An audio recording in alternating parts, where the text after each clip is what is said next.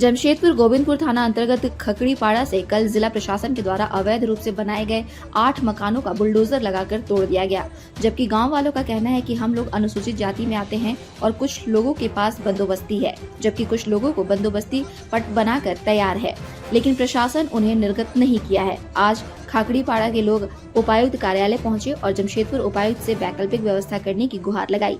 ग्रामीणों का कहना है कि इस चिलचिलाती धूप में हमारे घर तोड़ दिए गए हैं, जो तो हम जाएं कहां, और ये लोग अनुसूचित जाति में आते हैं।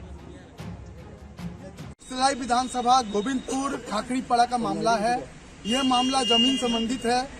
कुछ लोगों को, क्योंकि ये लोग जो है अनुसूचित जाति से आते हैं, तो इनको बंदोबस्ती का पट्टा कुछ लोगों को मिला था और कुछ लोगों को नहीं मिला है, जिसकी सूची बाध्य बन के रखा हुआ है, रेडी है, मगर इन लोगों को उपलब्ध नहीं हो पाया है। तो हम लोग आज उपायुक्त महोदय से वही निवेदन करने के लिए आए हैं कि जिनको अभी तक बंदोबस्ती का पट्टा नहीं मिला है उनको उपलब्ध कराया जाए, क्योंकि ये लोग वो अंतिम व्यक्ति है जिनके पास एक दो रोटी भी बहुत मुश्किल से आती है। कभी कमाते हैं, कभी खाते हैं, नहीं तो कभी भूखे सो जाते हैं। ऐसे स्थिति में छोटे छोटे बच्चे हैं इनके पास में, अगर इनका घर टूट जाएगा, घर चल जाएगा, तो ये व्यक्ति किसके पास जाकर रोएंगे।